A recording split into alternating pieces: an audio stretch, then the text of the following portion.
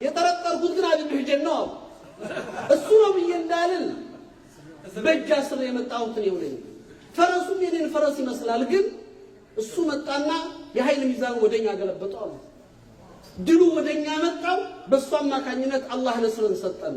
ያ ሰው ግን ማን እንደሆነ አላወቅኩም ማለት ከጦርነቱ በኋላ ላይ የውትም አላህ በሱ ምክንያት ነስርን ሰጠን ሲሏት ሚስቲቱ ምን አለቻቸው? እንደ ጠረጠርከው ነው ያሳድ አለቻቸው። እሱም አብዱህ ጀነው ፈረሱም ያንተ ፈረስ ከሊት ናት አለችው። በጣም እያለቀሰ ሲያስቸግረኝ ካቅም በላይ ሲሆንብኝ ፈታሁት ሲለምነኝ ፈረስን ሰጥቼ ሸኘሁት አለቻቸው። ሳዕድ አልቻሉም፣ በጣም አለቀሱ፣ ተሰማቸው። አብዱህ ጀነው ያሰሩበት ቦታ ሄደው እሱ ተመልሶ መጥቶ ስሩ ገብቷል። መጡና እያለቀሱ ፈቱት። አብዱህ ጀነው والله لو شربت ما شربت ከዚህ በኋላ የጠጣኸውን ብትጠጣ የሰከርከውን ብትሰክር እንደዚህ አይነቱን እስላም ባለውለታ የሚገርፍ እጅ የለኝም አንተን አልነካህም ማለት ነው። አብዱህ ጀነው ማለቀሰ። والله ያ ሰዕድ አላቸው ከዚህ በኋላ እስከዛሬ ድረስ እርሶ ስለሚገርፉኝ መጠጥ ስለምወድ ወንጀሌን በግርፋት ስለሚያጥሙኝ ነበር። እርሶ እንደማይገርፉኝ ከማሉ እኔም ከዚህ በኋላ ኸምር አልጠጣም ብሎ ማለ ይባላል። ረዲየላሁ ይሄ ኢዛ ተመልከቱ። በዚያ ስሜት በዛ ወንጀል በዛ ክፍተት ግን እስላምን እንዴት አድርጎ ሐኒ እንደሆነ መጠበቅ እንደቻለ በዚህ አይነት ሰዎች የተደረዳ ዲን እኮ ነው ያለው። እንደዚህ አይነት ሰዎችን ማስተናገድ የቻለ ማንነት ያለን ሰዎች ነው። ወንድምህ ስራ ላይ ያለውን ሙእሚኑን በተቋም የምታውቀውን አወለ ሶፍ የምታገኘው ወንድምህን በዚህ አይነት መልኩ ገፍተህ እንዴት ነው መኖር የምንችለው? ኢዘን ይሄ ነው ረመዳን። ከረመዳን ትሩፋቶች ይሄ ቃዲሲያ ጦርነት ነበር። ረመዳን ነፍስያችንን የምናክምበት፣ ውስጣችንን ለውጠን ለተሻለ ነገር የምንዘጋጅበት፣ የተሻለ ማንነት የምንገነባበት ወር ነውና ለዚህ ወር ዝግጅት ያስፈልጋል። ሐቂቃ ተውባ የሐቂቃ አውፍታ ይሄ አውፍታው ዝም ብሎ ይሄ ያፋው አውፍታ መሆን የለበትም። እንደ አውፍ ብያለሁ ተብሎ አውፍ ብያታለሁ ግን እሷ እኮ እንደዛ ያደረገችኝ የሚባለው አውፍታ እኮ አይደለም። አውፍ ብየዋለሁ ግን እኮ እንዲያረገ ከተባለ አውፍ አልተባለም። አውፍ ማለት አፉ የሚለው ስሙ የአላህ አፉ የሚለው ስሙ ከስሞቹ ውስጥ ነው አይደለም? እስሙላህ አልአፉ አፉ ማለት በሙባለጋ ነው እንደውም እዚህ ላይ የቀረበው። አፉ ማለት ከገፉር ከሚለው ስሙ አላህ ይለያል። ገፉር ማለት አንድ ሰው ወንጀል ይሰራል፣ ወንጀል ሰርቶ ተውበት ያደርጋል፣ አላህ ይምራል፣ በቃ ያልቃል። በቃ ስለተወበተ ስለይቅርታን ስለጠየቀ ይሰጣል። አፉ የሚለው ግን ሰው ጥፋት አጥፍቶ ወደ አላህ ተመልሶ የአላህን ምህረትና ውዴታ ፈልጎ ነው አውፍታ የሚያደርገው። ለዚህ ነው አውፍ ሲል አላህ ወንጀልን ይመራል፣ ያለፈን እንዳልነበረ ይቆጥራል፣ እንዳዲስ ይቀበላል፣ ጥፋቱን ረስቶ ይወዳል፣ ምንም ነገር እንደሌለ። ይሄ ነው አውፍታ። ትናንትን ካሰብን የተፈጠረው ወሬ የምናወራውና የጠፋውን ጥፋት የምንጠቅሰው ከሆነ አውፍታ አይደለም።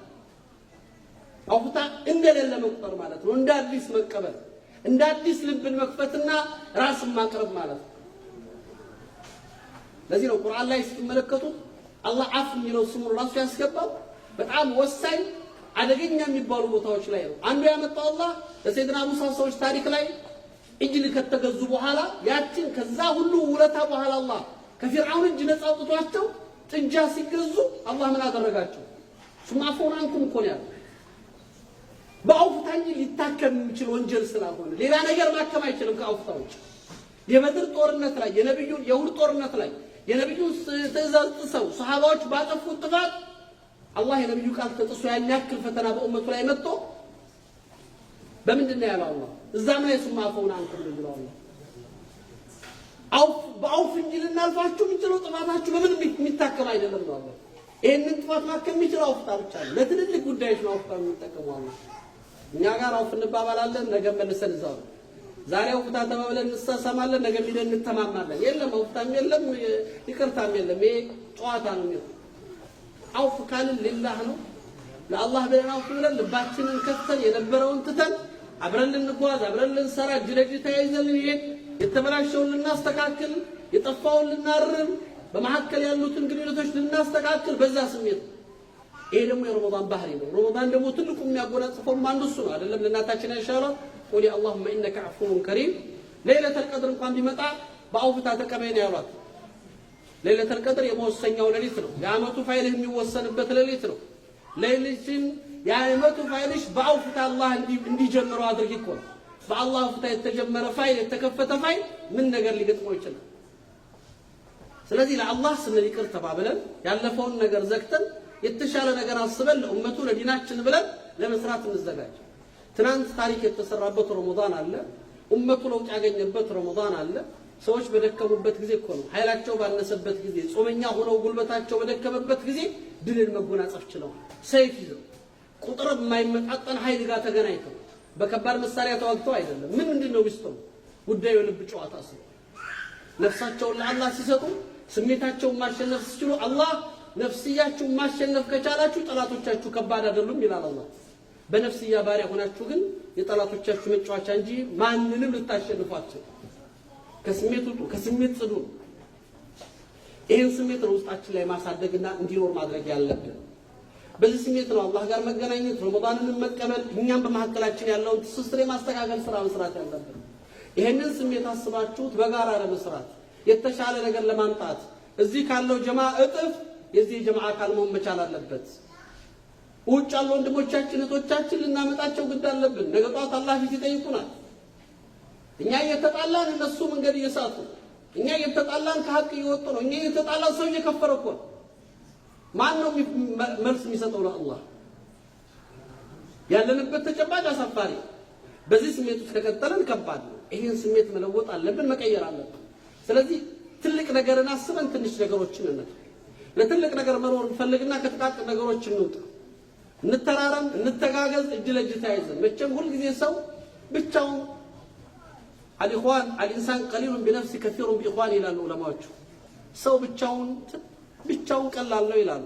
ፈርድ ሲሆን ቀላል ነው፣ በወንድሞቹ ግን ብዙ ነው። ብዙ ስንሆን አብረን መጓዝ ስንችል፣ በጋራ መተሳሰር ስንችል ብዙ ነገር መፍጠር እንችላለን። ተጽዕኖም ጫናም ችግራችንን መቅረፍ እንችላለን። ግን በግል እንሂድ ካልን፣ ተበታትነን ተቆራርጠን እንሂድ ካልን የትም ቦታ ተጽዕኖ ማሳደር አንችልም። ያው እየደከምን እነሱም እኛን እየተጠቀሙብን ነው የሚያልፉ። ያ እንዳይሆን ከዛ ስሜት እንውጣና እንለውጥ። በዚህ መንፈስ ረመዳንን መቼም በትክክል የለውጥ ወር ነው ብለን ካሰብን ከረመዳን የበለጠ መለወጫ፣ ከረመዳን የበለጠ መቀየሪያ ጊዜም የለም።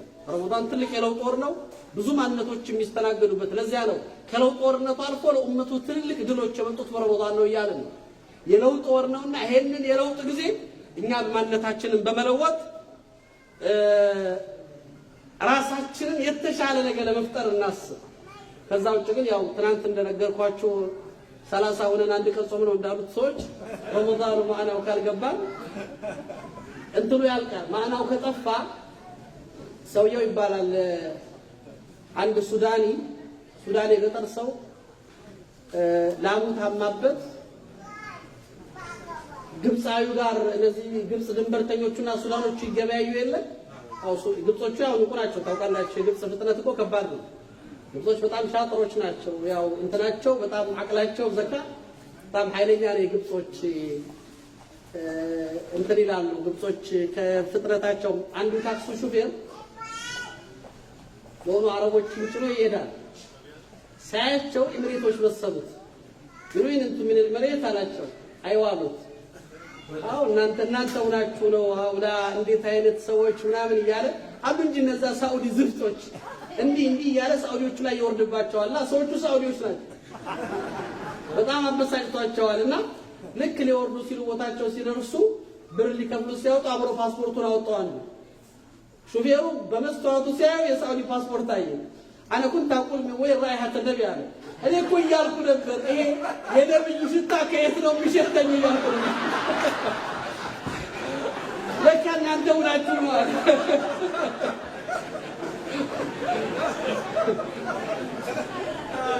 በጣም እንግዲህ ዘካቸው ከባድ ነው። ግብጾቹ ያው እውቀቱም አላቸው። ሱዳኖቹ ደግሞ ያው ሱዳን ነገር ምስኪኖች ናቸው። ያው እንትኖቹ እና ይሄ ገበሬ ሱዳኑ ገበሬ ላሙ ታማበት ግራ ገብቶት ግብፃዊውን ያገኘዋልና ምን ላርግ ሲለው ስለተሰላለው ጾም ልትጾም ስለተሳል ኢንሻአላህ ከዳነች ጾም ትሰማለህ አለው። መርሐባ አለ። 7 ቀን ነየተ 7 ቀን ሊጾም ንያውን ሞላለት አላህ ስለቱ ሞላለት። ላሟም ዳነች። እንግዲህ ስለት የለምና ብሎ ምንም አያውቅም እሱ የተነገረው ነው የሚያውቀው። መጾም ጀመረ። እየጾመ እያለ ልክ 7ኛው ቀን ላይ ላሟ ሞተች። በጣም ተበሳጨ። ምንም አያውቅም የተነገረው ይሄ ነው። እጁ ወደ ሰማይ ከፍ አድርጎ ወላሂ ያ ረቢ ይሄንን 7 ቀን ከረመዳን ነው የምቀንሰው አለ። በምን ሊያዝ ነው አለ። ላሟ ሞታለች። ጾሙን ከረመዳን ነው የምቀንሰው አለ። ያው ረመዳን ካልገባን የጾም ምንነት ካልተረዳን እንዲህ ነው የምናስበው። በቃ ይሄው ነው መራብ መጠማት ነው ትርፉ። ጾም ግን የጾም ማዕና በትክክል ከገባን የረመዳን ትልቅነት በእኛ ልብ ውስጥ ማረፍ ከቻለ ብዙ ነገር ውስጥ ነው የምንሄደው። መግሪብ ደርሷል እያሉ ነው ወንድሞቻችን።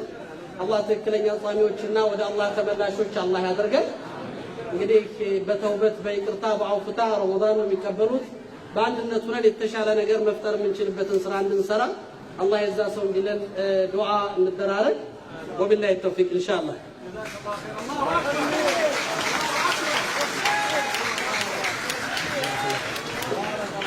ማሻአላህ ባረከላሁ ፊክ ኡስታዝ አቡበከር። ቅድም 5 ደቂቃ ሳይሞላው ብላችኋል። አሁን 10 ደቂቃ ሞልቶታል አይደል? ማሻአላህ። ስንቶቻችሁ ናቸው ፌስቡክ የምትከታተሉት? ማሻአላህ ሁላችንም ድምጽ ከዛ ሰባ። ማሻአላህ። እንግዲህ አገር ቤት ውስጥ የተለያዩ ፕሮግራሞች አመስገን እንወዳለን። ይህን ፕሮግራም እንዲቀርጹልን ወንድሞቻችንን የላከልንና ይህንን ቪዲዮ ያለምንም ወጪ እንድንገለገልበት የተጠቀሙን ኮሚኒቲዎች ናቸው እና እስላሚክ ኦሮሞን በጣም አመስግኑልን። ጀዛሁሙላሁ ኸይረን። አረቦች የሚሉት ታሪክ አለ። የቁጣ ታሪክ መንገድ ላይ ወጣ። በዚህ መንታ መንገድ ላይ ቁማ ረጅም ሰዓት ስትቆይ ወዴት መሄድ ፈልገሽ ነው አለቻት። ሌላዋ መጣ። አይ ወዴት መሄድ እንደፈለኩ አላወኩም አለቻት። ወዴት መሄድ እንደፈለግሽ ካላወቅሽ ሁሉም መንገድ ያደርስሻል አለቻት። ሰው መሄድ የሚፈልግበትን ቦታ ሲወስን ነው በየት ያደርሰኛል፣ ምን መንገድ ብከተል ይሻለኛል ብሎ መንገድ የሚመርጠው። የምንፈልገውን ነገር በትክክል ስናውቀውና መድረስ አለብን ብለን የምናስበውን ነገር ቁርአን ላይ አላህ ሱብሓነሁ ወተዓላ የሰይድና ኢብራሂምን ታሪክ ቅድም እንዳነሳ ነው ሲያነሳ አላህ ሱብሓነሁ ወተዓላ ኢብራሂም ያ መከራ ሲመጣባቸው ራሳቸውን ለእሳት ሲያጋልጡ እሳት ላይ ሲወረውሩ እኒ ዛሂቡን ኢላ ረቢ ሰየህዲኒ ነበር ያሉት አይደል? ወደ አላህ እንደሚሄዱ እርግጠኛ ሆነው ውስጣቸው ተደስቶ ሰይድና ሙሳ ዓለይሂ ሰላም ወዐጅልቱ ኢለይከ ረቢ ሊተርዳ ወደ አንተ ተቻኮልኩ ያንተ ውዴታ ለማግኘት ጋር ያላቸው መድረስ የሚፈልጉበት ግን አላህ ጋር ማግኘት የሚፈልጉት ደረጃ አለ። ያንን ለማሳካት የሚመጣውን ነገር መቀበል መጓዝ ያለባቸው መንገድ መሄድ እንዳለባቸው ያምናሉ፣ ይጓዛሉ። እኛም በሀያት ላይ ይሄው ነው። በትክክል መኖር ስንችል ለዛ ነገር ውጤታማ ደረጃ ልንደርስ የምንችልበት ወይም የምንፈልገው ነገር የምናሳካበት እድል ከባድ አይሆንም ማለት ነው። ከዚህ አንጻር ነው በትክክል እንወስንና ይሄ ዲን ከኛ የሚፈልገው እኛ መሆን የምንፈልገው መድረስ አለብን ብለን የምናምነው ሁላችንም ልንወጣ የሚገባ ኃላፊነት ስናምነው ያንን ውጤት ለማምጣት የምንሰራው የጋራ ስራ ይኖራል። ጃብር ብን አብዱላህ እና አብዱላህ ብን ሐረም አባትና ልጅ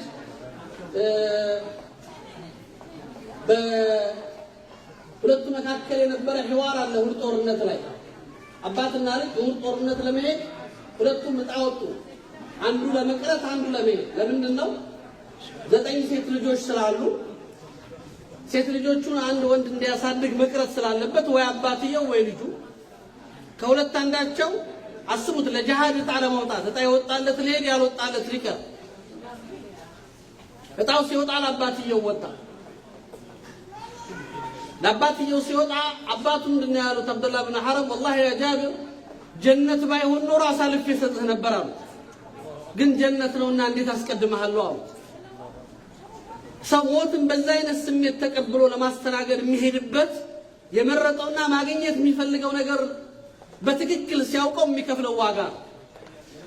ለዛም ነው አላህ Subhanahu Wa Ta'ala እንግዲህ ከሞተ በኋላ ያናገረው ሰው ያሉት የጃብር ብን አብዱላህን አባት ነው አይደል? ነብዩ መሐመድ ሰለላሁ ዐለይሂ ወሰለም አባቱን በጣም ሙሽሪኮች ጀናዛውን ተጫውተውበት ከሞተ በኋላ ሙሉ ለሙሉ አካሉን ሁሉ ቆራርጠውት ጀናዛውን እንኳን መለየት አልቻለም ነበር። መጨረሻ ላይ ታውቆ የአባቱን ጀናዛ ሲያይ በጣም እያለቀሰ ጃብር ብን አብዱላህ ነብዩ ሲያዩት ያ ጃብር ኢለም ተብኪ ወኢለም ላ ተብኪ ማ ዛለት الملائكه تحف አባክ ብታለቅስም ባታለቅስም መላእክቶች አባትህን ከበውታል። والله አሉት ያ ጃብር አላህ Subhanahu Wa Ta'ala ማንንም ፊት ለፊት አላናገረም ከሂጃብ ጀርባ ቢሆን እንጂ ያንተን አባት ግን ቀጥታ አናገረው ነው ያሉት። ماذا تريد يا عبدي ምን ትፈልጋለህ ባሪያዬ ሲለው ጌታዬ ወደ ዱንያ ተመልሼ ሁለተኛ ፊ ሰቢልላህ በአንተ መንገድ መስዋዕትንና መሞትን እፈልጋለሁ ብሎ ሲለው አላህ ከተብቱ ያ عبدي ባሪያዬ ጽፌያለሁ ወስኛለሁ ከዱንያ የወጣት እንደማይመለሳት ሌላ የምትፈልገው ካለ አለው አላህ። እንግዲያውስ ከሞት በኋላ ህይወት ኑሮኝ አንተ ጋር እየተነጋገርኩ መሆኔን አሳውቅልኛል። አላህ Subhanahu Wa Ta'ala ቁርአን አወረደ لا تحسبن الذين قتلوا في سبيل الله اموات بل احياء عند ربهم يرزقون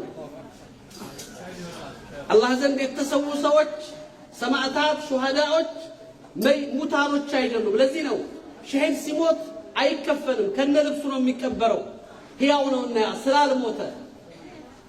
የሚያሳዝነው እነሱ ሙተው ሀይ ናቸው። ከባዱና አደገኛው ነገር ደግሞ እየኖር የሞቱን ሰዎች ነው። ኖሮ የሞተ ሰው አላህ Subhanahu Wa Ta'ala ኡላኢከ ከልአንዓም ይላቸዋል ቁርአን ላይ በልሁም አضل ከእንስሳ በታች ሆነ ደረጃ ያላቸው የተሰጣቸውን ልቅና ክብር ያልመረጡት ውርደትን የከጀሉትና የበታችነትን የፈለጉት ይላል።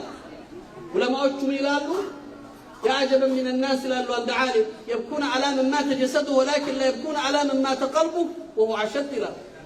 አካሉ ለሞተበት ሰው ያለቅሳሉ፣ ልቡ ለሞተለት ሰው ግን አያለቅሱም። ሊለቀስለት የሚገባው ግን ልቡ የሞተ ሰው ነው፣ ቁሞ የሞተ ሰው ያማ ስራው ጋር የተገናኘ እያለ የለም ምንም አይነት የመኖር አሻራ የለም ሚና አልባ የሆነ ሰው። እነዛ ግን ሙተውም ሕያው ናቸው። ሞተው እንኳን አላህ ዘንድ ክብር አላቸው፣ ሕያው አድርጓቸዋል አላህ።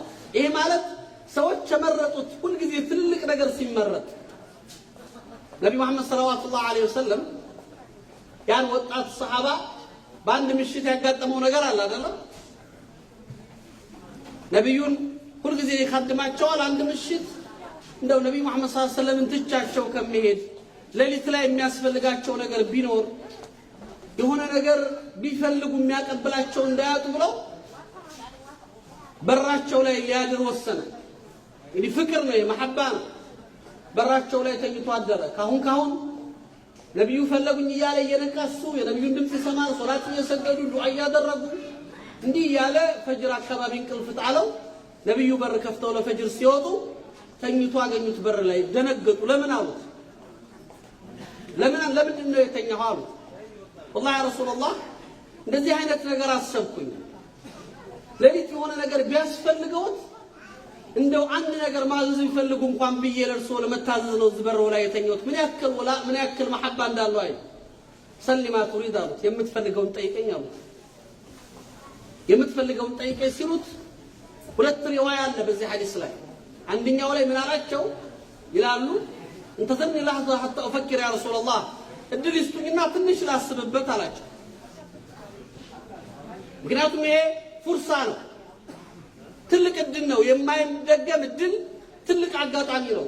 በነብዩ ምን ላደርግልህ ተብሎ ሲጠየቅ ከዛ ምን አሉት ረሱል አለይሂ ሰላቱ ወሰለም ፈክሮ መጣ። ምን አሰብክ ሲሉት አስአሉከ ሙራፈቀተከ ፊል ጀነ ያ ረሱላህ የርሶ ጀነት ጎረቤት መሆን ነው የምፈልገው አላቸው።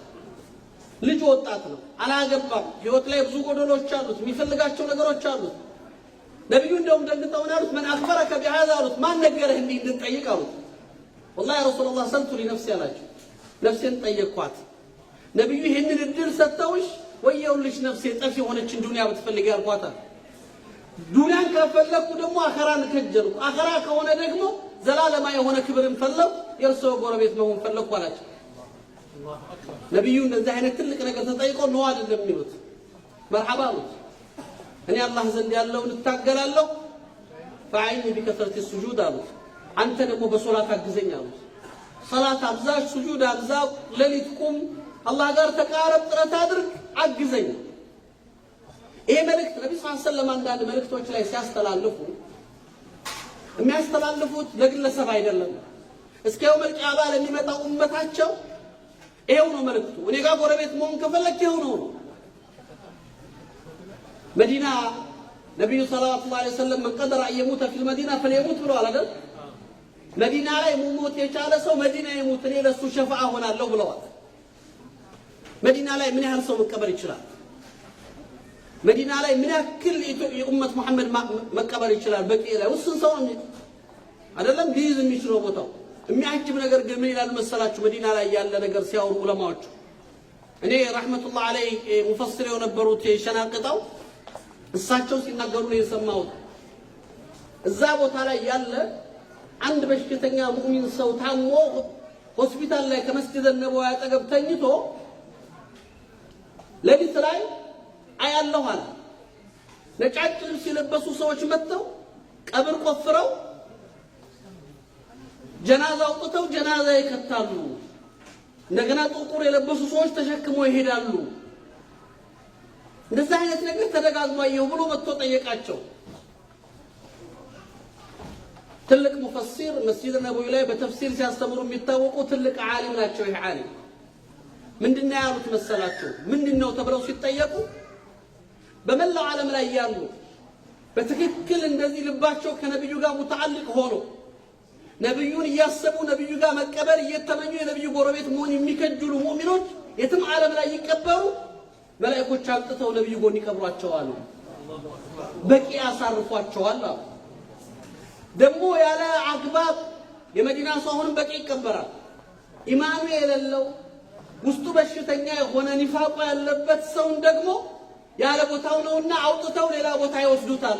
ይሄ ድርጊት ነው ሲከናወን ያየዋሉት ይባላል። እንትን አይደለም። በትክክል ስንፈልግ ነብዩ ሰለላሁ ዐለይሂ ወሰለም ለኛ የሚያስተላልፉት የጋራ መልእክት አለ። ሁላችንም እንድንኖርበት፣ ሁላችንም እንድንከተለው፣ ሁላችንም እንድንይዘው። እነዚህን ክብር ለማግኘት ዛሬ ልንኖርለት የሚገባው እውነታ መኖር አለበት። ልክ ያን ሱሐባ እንዳሉት ነብዩ መሐመድ ሰለላሁ ዐለይሂ ወሰለም ያወጣት ሱሐባ ሐሪሳ ብን ሐሪሳ ጧት ላይ አግኝተው ጠየቁት አይደል? كيف اصبحت يا حريص አሉት። እንዴት አደርክ አሉት። ያ ረሱላህ እውነተኛ ሙእሚን ሁኛ አደርኩ አላቸው። لكل قوم حقيقه وما حقيقته قالوا ያንዳንዱ ማህበረሰብ የራሱ እውነታ አለው። አንተ እውነተኛ ሙእሚን ሁኛ አደርኩ ለማለት ያስቻለህ ምንድነው ሲሉት والله يا رسول الله አላቸው أسحرت ليلي وكأني أرى عرش ربي بارز وكأني أرى أهل الجنة يتنعمون في الجنة وكأني أرى أهل النار يفترخون في النار فعزفت عن الدنيا أسحرت ليالي وأزمعت نهاري. أنت يا الله ملكتنيا ليلتون يا الله عرش قربو يما يوم السلي የጀነት ሰዎች ጀነት ላይ ሲደሰቱ የማያቸው መሰለኝ። የጀሃነም ሰዎች የጀሃነም የሰቆቃ ድምፅ ሲያወጡ የምሰማቸው መሰለኝ። ልክ ራእይ العين ነው በአይኔ የማያቸው መሰለኝ ነው የሚላቸው። የቂን ኢማን ሲደርስ ማለት ወላሂ ወሰንኩኝ አላቸው። ለሊቱ ምን ወሰንኩ? ዱንያን ወደ ጎን ትቼ ለአኺራ መኖር ወሰንኩ።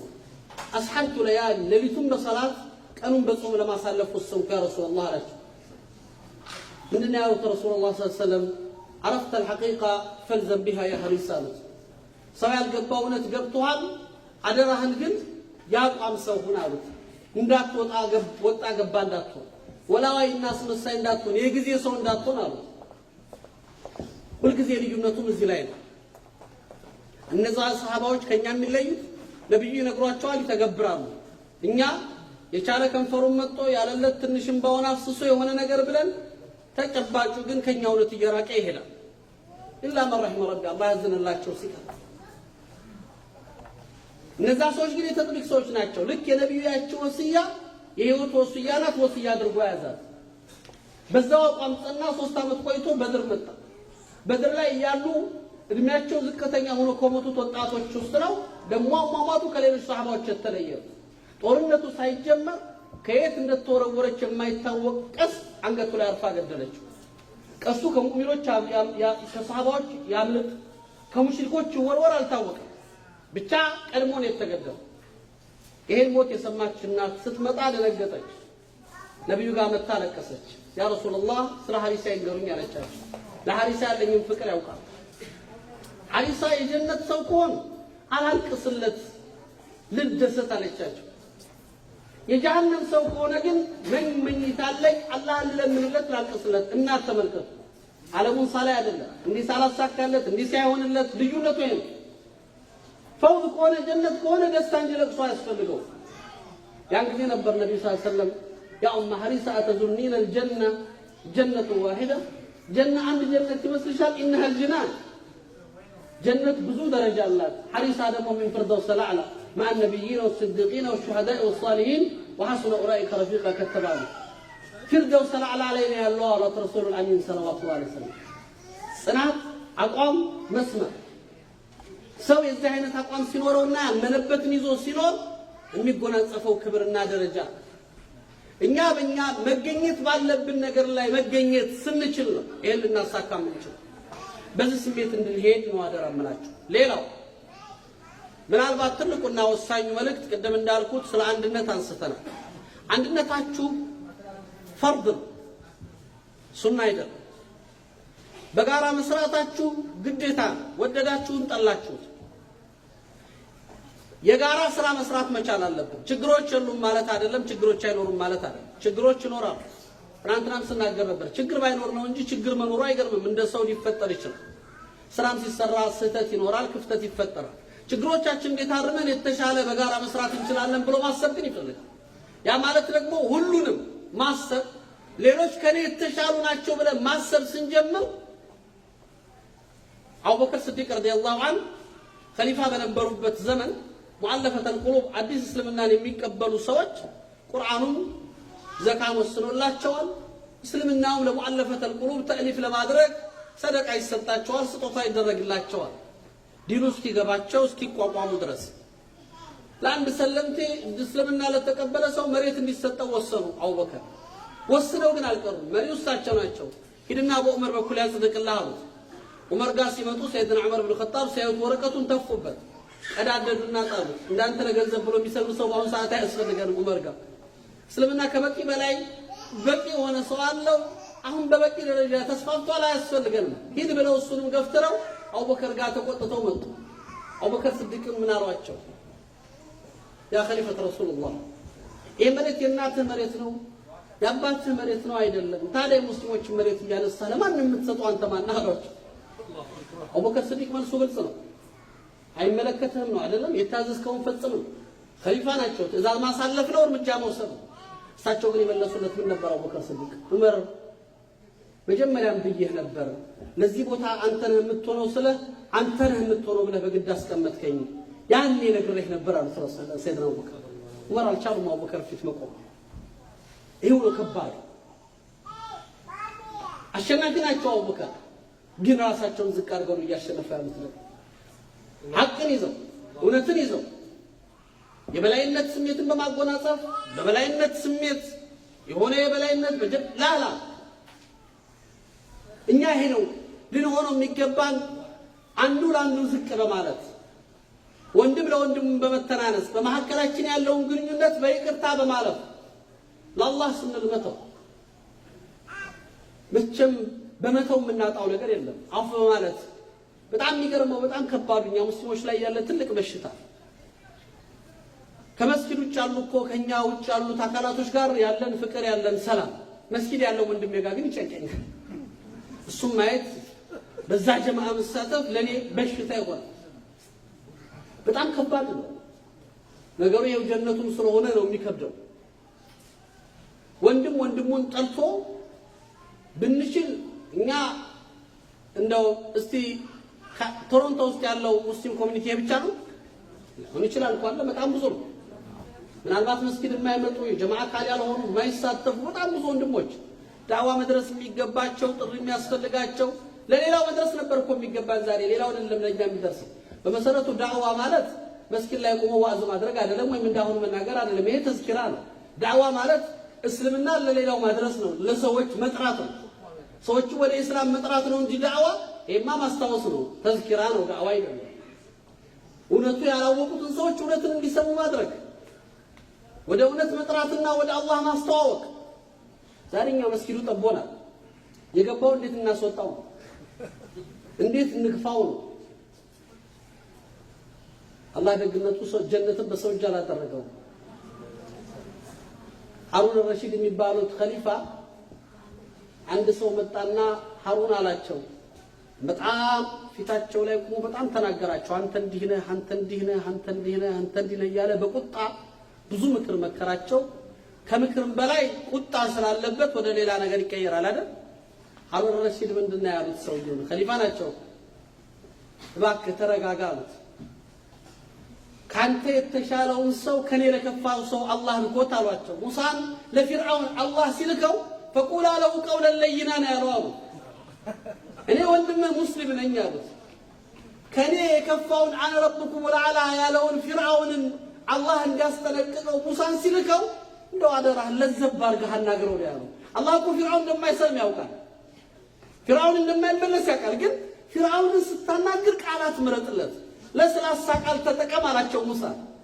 አላህ ለፊርዓውን ሙሳን ካንተ የተሻለው ሙሳን ከኔ ከለከፋው ፊርዓውን ልኮ መልካም ቃል ነው ተጠቀም ያለው። እንደው እኔ ወንድምህ አይደል እንደው ትንሽ እንደው ለዘብ አድርግልኝ አሉት። ቀሰውት አለይ በጣም እንደው አጠነከርክብኝ፣ ምክርህን ድንበር አለፈ፣ ስድብና ቁጣ ሆነ። ዛሬ እኮ ይኸው ነው ጉልበታችን እኛ ላይ ነው። ወንድም ወንድሙን መስጊድ ያለውን ስራ ላይ የሚቆመውን ከሌ እንዲህ ነው እያለ ደረጃ መጥባቢ ፈራጅ ፈተና። እነዚህ ነገሮች ናቸው እኛን አደጋ የሚሆኑብን፣ ዋህዳችንን፣ አንድነታችንን፣ ትስስራችንን የሚያበላሹብን። ልቦቻችን መገናኘት አለባቸው። መቼም ትክክለኛው በልብ ማሸነፍ ስንችል ነው። ይሄው ሀሩን ረሺድ የሚባሉት ኸሊፋ ሀሩን ረሺድ እንግዲህ የአባሲያ ላይ ትልቅ የሚታወቁ ሰው ናቸው። በአባሲያ ክላፋ ውስጥ ሀሩን ረሺድ አንድ ጊዜ የኢራቅን ሰው ባግዳድ ላይ ሰብስበው እያናገሩ እንግዲህ ኸሊፋው እያናገረ እሳቸው እያናገሩ በመሐከል አብደላህ ብን ሙባረክ መጡ የሚባል ኸበር ተሰማ። አብደላህ ብን ሙባረክ ማለት እንግዲህ ምድራችን ካየቻቸው ትልልቅ ዓሊሞች ውስጥ ናቸው። ምድር ላይ ከተጠቀሱ ሙሐዲስ ተብለው ከተወሱ በጀሃድ የሚታወቁ በቸርነታቸው የሚታወቁ ጀግና ሰው ናቸው። የኹረሳን ሰው ናቸው። አብደላህ ብን ሙባረክ መጡ ሲባል ሰው የንጉሱን ንግግር እየተወ የኸሊፋውን ንግግር እየተወ እሳቸውን ለማየት ሩጫ ጀመረ። ግራ ገባቸው። ሀሩን ረሺድ ደነገጠ። እሱን ጥሎ ማንን ለማየት ነው ሰው ጓጉቶ የሚሄደው? ሰው ወዴት ነው የሚሄደው አለ። እነሱ ሰዎች ወዴት ነው የሚሄዱት? አይ ትልቅ ሰው መጥቶ ነው። ማን የሚባል ሰው? አብደላህ ብን ሙባረክ የሚባል ዓሊም መጥቶ ከኹረሳን አሉት። የኔ ንግግር ከኔ ጥሎ የሚሄደው አብደላህ ብን ሙባረክን ሰው ለማየት እኮ ነው፣ ለመዘየርና ለማየት። ንጉሱን ጥሎ ሲሄድ ዙበይዳ የምትባል የሀሩን ረሺድ ባለቤት በሷሊህነቷ ትታወቃለች። በጣም ተቀይ ሴት ነበረች ይባላል። ያው የምታውቁት ታሪክ አላት። ቢዕር ዙበይዳ ምናምን ምን እንዳለችው ታውቃላችሁ? ባሏ አየኸው አለችው ሀሩን ትክክለኛው ንጉስ እሱ ነው አለችው። የሰዎችን ልብ በፍቅር መግዛት ይችላል። አንተ የሰዎችን አንገት በሰይፍ ገዝተሃል፣ እሱ ግን በፍቅር ልባቸውን ገዝቷል አለችው። ሐቂቀቱል መሊክ እውነተኛው ንጉስ እሱ ነው፣ አንተ አይደለህም አለችው። የሰዎችን ልብ በፍቅር መግዛት ይቻላል። አንተ ግን በመሳሪያ አንገታቸውን ይዘው ይሆናል። በመሪነት ስልጣን ስላለ ፈርተው ቁጣህን ፈርተው ይመጣሉ። እሱን ግን ፍቅሩን ፈልገው ልባቸውን በፍቅር ገዝቶታልና እሱ ጋር ይሄዳል። ይሄ ነው። እንዴት አድርገን ነው በሊንነታችን በለስላሴያችን ሌሎች እኛን እንዲያስቡ እኛን እንዲፈልጉ ወደ እኛ እንዲመጡ ልናደርግ የሚገባል? በመካከላችን ይሄው ነው መሆን ያለበት። ኢኽዋን እዚህ ውስጥ መዕሱም የለም፣ ማንም ጥብቅ የለም ከመካከላችን። ዒስማ በነቢዩ መሐመድ አልቋል ሰለዋቱ ዐለይሂ ወሰለም። ሁላችንም ሰዎች ነው። በብዙ መልኩ እንወድቃለን፣ ብዙ ስህተት ላይ እንገኛለን እንደ ሰውነታችን። ግን ኢማም ሸምሰዲን አልዛሀቢ እንደሚሉት መን ከሱረት ሐሰናቱ ላ ዩዝከር ሰይአቱ ይላሉ። ኸይሩ የበዛን ሰው ሸሩን አትጠቅስለት። ብዙ ኸይር ያለውን ሰው ትንሽ ሸር አትፈልግለት። እኛ 100 ኸይር ያለውን ሰው አንድ ሸር ካገኘንበት ኸይሩ አይወሳም፣ ሸሩን ነው የምናወጣው። ማጋለጥ ነው፣ ፈዳሃ ነው። እንዴት አድርገን እናዋርደው፣ እንዴት አድርገን እንጣለው፣ እንጠብቀውም እኮ አይደለም።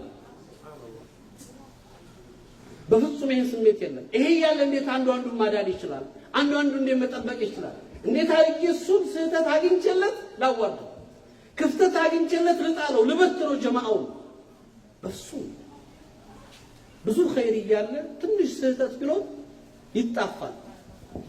ብዙ ኸይሩ እያለ ትንሹ ስህተቱ አይወሳም። ምክርም ከሆነ ሌላ መስመር አለው፣ ማገዝም ከሆነ ሌላ አቅጣጫ አለው። እነዚህ ስሜቶች ናቸው በእኛ ውስጥ መኖር ያለባቸው። እነዚህ ስሜቶች ወንድማማችነትን ይጠብቃሉ፣ ያክማሉ። አቡበከር ስዲቅና ረዲየላሁ ዐንሁ ዑመር ብን ኸጣብ አንድ ጊዜ ተጋጩ። ሰይድና ዑመር አቡበከርን አስቆጡ። ወይም ደግሞ አቡበከር ደስ ያላላቸውን ቃል ወይም የሚያስከፋ ንግግር ሰይድና ዑመር ተናገሯቸው። አቡበከር ሲናገሯቸው አቡበከር ልባቸው ተሰበረ። ሄደው ለነብዩ ከሰሱ። ነብዩ መሐመድ ሰለላሁ ዐለይሂ ወሰለም ጋር ክሱን ሲያቀርቡ ነብዩ ተቆጡ፣ ፊታቸው ተለወጠ። በጣም ሌላ ስሜት ውስጥ ገቡ። አቡበከር ሲነካ ነብዩ አይወዱ።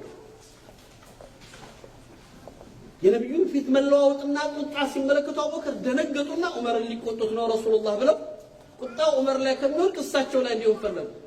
ተመልሰው ሐሳባቸውን ቀይረው ነብዩ እግር ላይ ወድቀ ያ ረሱላህ እኔ ነኝ ጥፋተኛው እሱ አልነበረም ያ ረሱላህ በቃ ተውት ጉዳዩን አሏቸው። ነብዩ ግን አቡበከርን ተወኝ አሉት። ያውቃሉ አቡበከር እንደዛ እንደማያረው እደኒ አባበከር ተወኝ አሉት። ቆመው መናገር ጀመሩ። አዩሃ الناس اني بؤست اليكم فقلتم كذبت فقال لي ابا بكر صدقت اما تترك لي صاحبي ወደ እናንተ ነብዩ ተልኬ ውሸት አምን አላችሁኝ። አቡበከር ብቻውን እውነትህን ነው አለኝ። አላህ በምድር ላይ አንድ ወዳጅ ቢሰጠኝ እሱን ልታሳጡኝ ነው? ፍጹም በአቡበከር አይደራደሩ ነበር ረሱል ሰለላሁ ዐለይሂ ወሰለም። ግን ተመልከቱ አቡበከር ስዲቅ ዑመርን እንዳይቆጡት ወደ ሰይድና ዑመር ቁጣው እንዳይመጣ እሳቸው ጥፋተኛ ነኝ ብለው ራሳቸውን ፊዳ ለማድረግ ፈለጉ። ይሄው ነው እኮ ለማለት ሰው እንደ ሰው ስህተት ላይ ሊወድቅ ይችላል፣ ክፍተት ሊገኝበት ይችላል። ማከም ነው ያለብን፣ ማስተካከል ነው ያለብን፣ ያንን ችግር መቅረፍ ነው ያለብን። ሁልጊዜ እናገራለሁ የሰይድና አሊ ብን አቡ ጣሊብ እና የሰይድና ሙአዊያ ጦርነት ከባድ ነበር አይደለም? የብዙ ሱሐባዎች እኮ ደም ፈሷል። ትልልቅ የሚባሉ ሰዎች ከሁለቱም ወገን ተሰልፈዋል። እነ ዙበይር ብን ዓዋም፣ እነ ዓማር ብን ያሲር ሐዋሪ ረሱሉላህ አሸረ ሙበሸሪነ ሚነል ጀና፣ እነ ኡመሃቱና እናታችን አይሻ ከሁለቱ ወገን ተሰልፈዋል። ከባድ ነበር። እነ አይሻ እናታችን አይሻ እነ ዙበይር ብን ዓዋም ከዑስማን ጋር እኮ ነው ተሰልፈው የመጡት። እነ ዓማር ብን ያሲር ከእንትና ጋር እኮ ነው ተሰልፈው የመጡት። ከባድ ነው። ሁለቱም አላህ የመረጣቸው ምርጥ ሰዎች ነበር የተጋጩት። ጦርነት ድረስ ህይወት እስከ መጠፋፋት የሚያደርስ ጉዳይ ላይ ገቡ። ልክ ይህን ክፍተት ለመጠቀም ካፊሮቹ ተነሱ። ሩሞቹ ለሙዓዊያ ደብዳቤ ላኩለት። የሩሞቹ መሪ ሙዓዊያ አልይ ባንተ ላይ እንዳመፀ ሰምተናል፣ ሊወጋህ እንደተነሳም አውቀናል። ጦር እንላክልህና አንተ ጋር ባለን ወዳጅነት አንተን አግዘን የአልይን ጭንቅላት ቆርጠን ሂደህ እንዲሰጥህ ሀዲያ እንስጥህ፣ አንገቱን ቆርጠን ለአንተ ስጦታና በረክትልሃለን። ይህን የሚያደርጉ ጦር ልላክልህ አለ። ሙዓዊያ ብን አቡ ሱፊያን ምን ብሎ እንደተመለሰለት ታውቃላችሁ? ያ ኪላበ ሩም፣ እናንተ የሩም ውሻዎች በወንድሞች መካከል ጣልቃ አትግቡ አለ። የወንድማማች ጠብ ነው፣ በእኛ መካከል አትግቡ። ይሄንን ካልሰማችሁና ግን በዚሁ ጥፋታችሁ የምትቀጥሉ ከሆነ መጀመሪያው አንተ ጋር መጨረሻው እኔ ጋር የሆነ ጦር ልኬ አንገትህን ቆርጬ ለወንድሜ አልይ ጭንቅላትህን ሀዲያ ሰጠዋለሁ አለ። ከባድ እኮ ነው። አስቡት። ይሄ ስሜት ሊወጋቸው የመጣው አካል ሊጋደላቸው የመጣውን አካል አልይን የእሱን ክብርና የእሱን ወንድምነት ለማስደፈር በፍጹም ፈቃደኛ አልነበሩ። እስከዚህ ድረስ ነበሩ ኹዋን የጠበቁት። የልዩነታቸው ደረጃ እስከ መጋደል አድርሷቸው ወንድማማችነቱን ግን ለማደፍረስ ፈቃደኛ አልነበሩ። ያ ወንድማማችነት እንዲጠፋ አልፈቀዱም። ምንድነው እኛን እዛ የሚያደርስ ልዩነት አለ በመካከላችን? የለም። ግን ለምን ሁልጊዜ ለምን በአንድ አይነት ግይ፣ በአንድ አይነት ስህተት፣ በአንድ አይነት ጥፋት ውስጥ እንጓዛለን? እንውጣ ከስሜት። አንዱ ወደ አንዱ ይምጣ፣ ይቅረብ። ራሳችንን እናቅርብ። ልዩነቶቻችንን በመነጋገር እንፍታ። ከፍታ ነው ይሄ፣ ሌላ አይደለም። የሀሳብ ልዩነቶች ካሉ እንነጋገርባቸው፣ ቁጭ ብለን እናውራባቸው። አንዳንድ ጊዜ ከዋህም ነው፣ ሸይጣን ነው ግዙፍ አድርጎ የሚያስቀምጥልን የሌለውን ነገር ነው። ስንቀራረብና ስንነጋገር ያ ነገር ያለው ሁሉም አይመስል ይሆናል። ምንድነው የተፈጠረው ብለን ራሳችንን ቆም ብለን እንድናይ ያደርገናል። ስለዚህ ከዛ ስሜት እንውጣና የዋህዳን ጠብቅ። የኛ አንድነት ለዚህ አሁን ላለው ለዲኑ ዋስትና ነው። አገር ውስጥ ያለው ለውጥ ውጤትም እንዲመጣ ከፈለግን አንድ ሆነን በጋራ ስራ መስራት አለብን። ተበታትነን የምንሄደው አካሄድ መንገዶቻችን ይለያዩ ይችላሉ እስላምን ምን ካድምበት ግን አንዱን ጠልፎ ለመጣል የሚሄድበት መስመር ካለ አላህ ፊትም ሰውን ፊትም ያዋርደናል አላህ ወንድሙን አደናቅፎ ጥሎ እሱ አሸናፊና በልጦ ከኔ በላይ ማንንም የለም ብሎ መሄድ የሚፈልግ ከሆነ ያውልቀት ከዚህ ስሜት መውጣት መቻል አለብን ወንድሞች በዚህ አይነት መንፈስ ዲኑን አንखाድመው ኡመቱንም አናገለግል ስለዚህ ይሄንን ስሜት እናስተካክል ሌላው እንደ ሙስሊም ማህበረሰብ ከፊት ለፊታችን ረመዳን እየመጣ ነው ምናልባት ፕሮግራሞቹ ሙሉ በኔ መያዝ የለባቸው የተለያየ ነገር ሊኖር ይችላል መድረኩ ለጋ ለመድረኩ መሪዎች ይለቃለው ከዛ በፊት ግን እንደ መጨረሻ አው ከፊት ለፊታችን እየመጣ ያለው ረመዳን ነው ረመዳን ትልቅ ወር ነው ረመዳን ትልቅ ዝግጅት የሚፈልግ ጊዜ ነው በህይወታችን ውስጥ ብዙ ረመዳኖች አልፈዋል ረመዳን የኢዛ ወር ነው ረመዳን የድል ወር ነው እስልምና ታሪክ ውስጥ ትናንትናም ስነግራችሁ ነበር ሳነሳ ነበር ትልልቅ የሚባሉት ድሎች የተገኙት በረመዳን ነብድር الكبرى በረመዳን 17 ነፈትሁ መካ በረመዳን 27 ናይል ጃሉት መቃዲሲያ እነዚህ የመሳሰሉ በጣም ከሚገርሙኝ ሐቂቃ ነው የምላችሁ በረመዳን ውስጥ ከተገኙ ድሎች አሉ ቃዲሲያ ነው አይደለም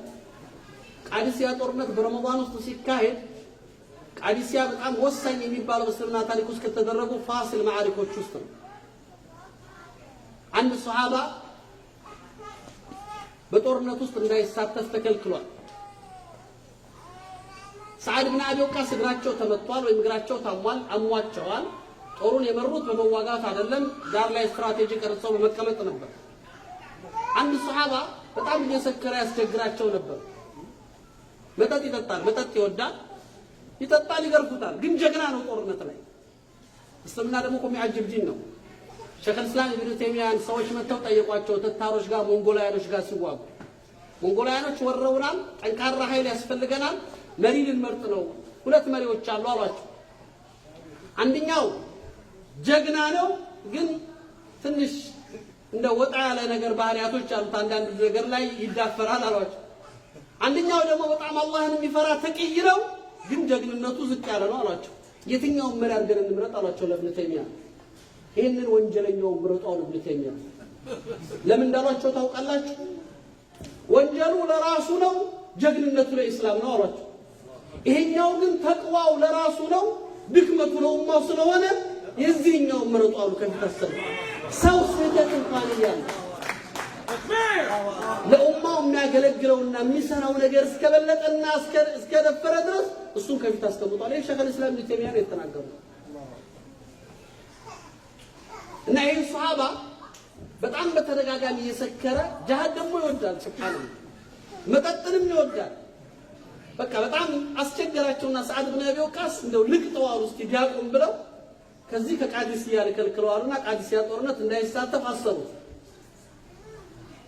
አልቻለም እሳቸው ጦርነቱ ገቡ እሱ ስር ላይ ተቀመጠ ቤታቸው ውስጥ ቤቱ በጣም እየጮሁ ሲያስቸግራት የሰዓድ ሚስት ሄደች እባክሽ አላት እያለቀሰ በአላህ ይሁንብሽ በዚህ ወሳኝ እስልምና ታሪካዊ ጦርነት ላይ ሳልሳተፍ ልቀር ነው እና እባክሽ ፍቀጅልኝ እንደምንም ብለሽ ፍቺኝና የሰዓድን ፈረስ ሰተሽኝ ጦርነት ውስጥ ልግባ አላህ ወፍቆኝ ሸሂድ ኮንኩ አንቺም ሰዓድን ማውፍ በሉኝ ድል አድርገን ሰላም ኮንኩ ከሰው በፊት መጥቼ እጄን ሰጥሻለሁ እስራኤል ላይ ይገባለሁ አለ በጣም ሲያለቅስባት አልቻለችም የሰዓድ ሚስት ፈታችው ፈረሱን ሰጠችው ጦርነት ውስጥ ገባ ሰይድና ሰዓድ ኢብኑ አቢ ወቃስ ይሄንን ከጦርነቱ መልስ ነው የሚናገሩት ሚስታቸው ጋር የጦርነቱ ውሎ እንዴት እንደነበር ጠይቃቸው ነው ሚስታቸው በጣም ካፍሮቹ በኃይል እያጠቁን ወደ ሽንፈት እየቀረብን ባለበት ሰዓት ባልተጠበቀ ሁኔታ አንድ ፊቱን የሸፈነ ማንነቱን ላውቀው ያልቻል የጠረጠርኩት ግን አቢ ብህጀን ነው እሱ ነው ብዬ እንዳልል በእጃ ስር የመጣሁት ነው ነኝ ፈረሱም የኔን ፈረስ ይመስላል ግን እሱ መጣና የኃይል ሚዛን ወደኛ ገለበጠው አሉ ድሉ ወደኛ መጣው በሱ አማካኝነት አላህ ነስርን ሰጠን ያ ሰው ግን ማን እንደሆነ አላወኩም ማለት ከጦርነቱ በኋላ ላይ የውትም አላህ በሱ ምክንያት ነስርን ሰጠን ሲሏል ሚስቲቱ ምን አለቻቸው እንደጠረጠርከው ነው ያ ሰዓድ አለቻቸው። እሱም አብነህ ጀነው ፈረሱም ያንተ ፈረስ ከሊት ናት አለችው። በጣም እያለቀሰ ሲያስቸግረኝ ካቅም በላይ ሲሆንብኝ ፈታሁት ሲለምነኝ ፈረስን ሰጥቼ ሸኘሁት አለቻቸው። ሰዓድ አልቻሉም፣ በጣም አለቀሱ፣ ተሰማቸው። አብመህጀን ያሰሩበት ቦታ ሂደው እሱ ተመልሶ መጥቶ ስሩ ገብቷል። መጡና እያለቀሱ ፈቱት።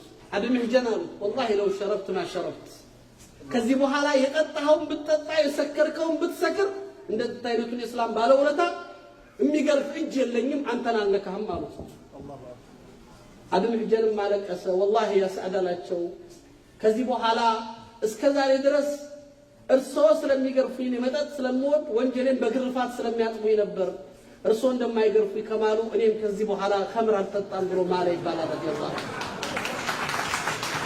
ይሄ ቂዛ ተመልከቱ። በዚያ ስሜት፣ በዛ ወንጀል፣ በዛ ክፍተት ግን ኢስላምን እንዴት አድርጎ ሐሚ እንደሆነ መጠበቅ እንደቻለ በዚህ አይነት ሰዎች የተደረዳ ዲን እኮ ነው ያለው። እንደዚህ አይነት ሰዎችን ማስተናገድ የቻለ ማንነት ያለን ሰዎች ነው። ወንድምህ ስራ ላይ ያለውን ሙእሚኑን በተቋም የምታውቀውን አወለ ሶፍ የምታገኘው ወንድምህን በዚህ አይነት መልኩ ገፍተህ እንዴት ነው መኖር የምንችለው? ኢዘን ይሄ ነው ረመዳን። ከረመዳን ትሩፋቶች ይሄ ቃድሲያ ጦርነት ነበር። ረመዳን ነፍስያችንን የምናክምበት፣ ውስጣችንን ለውጠን ለተሻለ ነገር የምንዘጋጅበት፣ የተሻለ ማንነት የምንገነባበት ወር ነውና ለዚህ ወር ዝግጅት ያስፈልጋል። ሐቂቃ ተውባ የሐቂቃ አውፍታ። ይሄ አውፍታው ዝም ብሎ ይሄ ያፍ አውፍታ መሆን የለበትም። እንደ አውፍ ብያለሁ ተብሎ አውፍ ብያታለሁ ግን እሷ እኮ እንደዛ ያደረገችኝ የሚባለው አውፍታ እኮ አይደለም።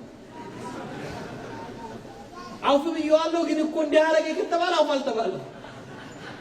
አውፍ ማለት አፉ የሚለው ስሙ የአላህ አፉ የሚለው ስሙ ከስሞቹ ውስጥ ነው አይደለም? እስሙላህ አልዓፉ። አፉ ማለት በሙባለጋ ነው እንደውም እዚህ ላይ የቀረበው። አፉ ማለት ከገፉር ከሚለው ስሙ አላህ ይለያል። ገፉር ማለት አንድ ሰው ወንጀል ይሰራል፣ ወንጀል ሰርቶ ተውበት ያደርጋል፣ አላህ ይምራል፣ በቃ ያልቃል። በቃ ስለተውበተ ስለይቅርታን ስለጠየቀ ይሰጣል። አፉ የሚለው ግን ሰው ጥፋት አጥፍቶ ወደ አላህ ተመልሶ የአላህን ምህረትና ውዴታ ፈልጎ ነው አውፍታ የሚያደርገው። ለዚህ ነው አውፍ ሲል አላህ ወንጀልን ይመራል፣ ያለፈን እንዳልነበረ ይቆጥራል፣ እንደ አዲስ ይቀበላል፣ ጥፋቱን ረስቶ ይወዳል፣ ምንም ነገር እንደሌለ። ይሄ ነው አውፍታ። ትናንትን ካሰብን የተፈጠረውን ወሬ የምናወራውና የጠፋውን ጥፋት የምንጠቅሰው ከሆነ አውፍታ አይደለም። አውፍታ እንደሌለ መቁጠር ማለት ነው። እንደ አዲስ መቀበል፣ እንደ አዲስ ልብን መክፈትና ራስን ማቅረብ ማለት ነው።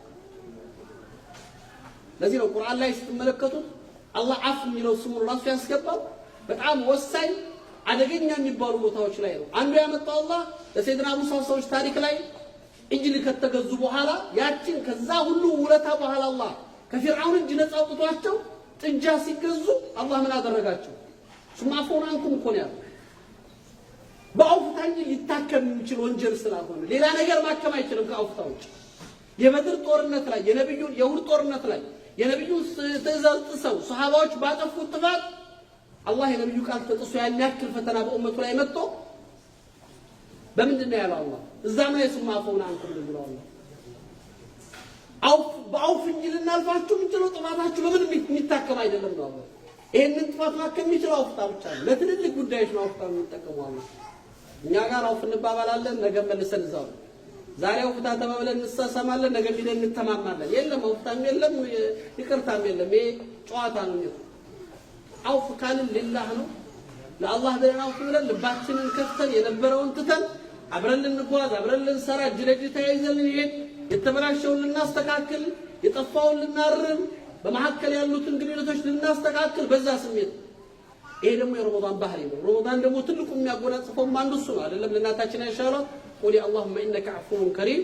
ለይለተል ቀድር እንኳን ቢመጣ በአውፍታ ተቀበይ ነው ያሏት። ለይለተል ቀድር የመወሰኛው ሌሊት ነው። የዓመቱ ፋይልህ የሚወሰንበት ሌሊት ነው። ሌሊትን የዓመቱ ፋይልሽ በአውፍታ አላህ እንዲጀምረው አድርጊ እኮ ነው። በአላህ አውፍታ የተጀመረ ፋይል የተከፈተ ፋይል ምን ነገር ሊገጥመው ይችላል? ስለዚህ ለአላህ ስንል ይቅር ተባብለን ያለፈውን ነገር ዘግተን የተሻለ ነገር አስበን ለኡመቱ ለዲናችን ብለን ለመስራት እንዘጋጅ። ትናንት ታሪክ የተሰራበት ረመዳን አለ። ኡመቱ ለውጥ ያገኘበት ረመዳን አለ። ሰዎች በደከሙበት ጊዜ እኮ ነው፣ ኃይላቸው ባነሰበት ጊዜ፣ ጾመኛ ሆነው ጉልበታቸው በደከመበት ጊዜ ድልን መጎናጸፍ ችለው ሰይፍ ይዘው ቁጥር የማይመጣጠን ኃይል ጋር ተገናኝተው በከባድ መሳሪያ ተዋግተው አይደለም። ምንድነው ሚስጥሩ? ጉዳዩ የልብ ጨዋታ ነው።